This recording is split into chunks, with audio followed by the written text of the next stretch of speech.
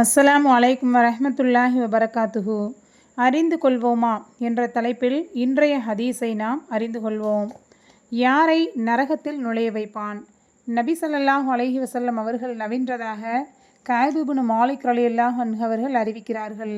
எந்த மனிதன் இவற்றுக்காக வேண்டி இல்மை தேடுகிறானோ அவனை அல்லாஹு தஆலா நரக நெருப்பில் நுழைய வைப்பான்.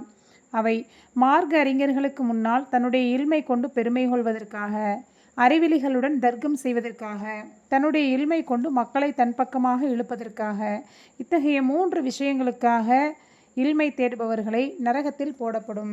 இந்த ஹதீஸ்லேருந்து யார் ஒரு மார்க்க அறிஞர் முன்னாடி போய் நான் உங்களை விட அதிகமாக கற்றுருக்கேன், என்னை விட உங்களுக்கு தெரிஞ்சிருமா, நான் உங்களை விட ரொம்ப அதிகமாக கற்றுக்கிட்டு இருக்கேன் அப்படின்னு சொல்கிறதுக்காகவே வேண்டி யார் இந்த இல்மை கற்றுக்குறாங்களோ அப்படிப்பட்டவங்கள அல்லாஹ் நரகத்தில் போடுறான். 2வது ஒரு முட்டாள்கிட்ட போய் தர்க்கம் செய்கிறது.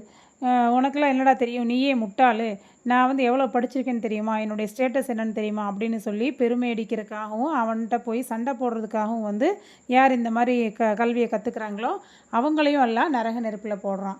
3வதாக தான் கற்றுக்கிட்ட இல்மை வச்சு மக்களை வசியப்படுத்துறது. அதாவது ஜோசியம் பார்ப்பதற்கு சமந்தான்.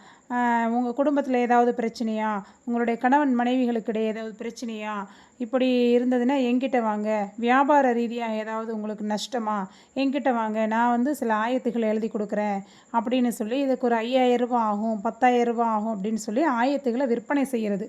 இந்த மாதிரி விற்பனை ரீதியாக நாம் இதை வச்சு நாம் ஒரு தொழிலாக பண்ணலான்னு சொல்லி யார் இந்த மாதிரி ஒரு ரீதியில் இல்மை கற்றுக்குறாங்களோ அப்படிப்பட்டவங்களையும் அல்லாஹ் நரகத்தில் போட்டுடுறான்.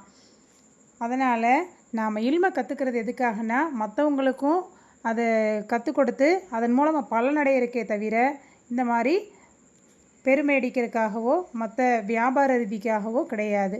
அல்லாஹு தஆலா இப்படிப்பட்ட ரீதியில் இல்மை கற்பதிலிருந்து நம்மை பாதுகாப்பானாக. ஆமீன்.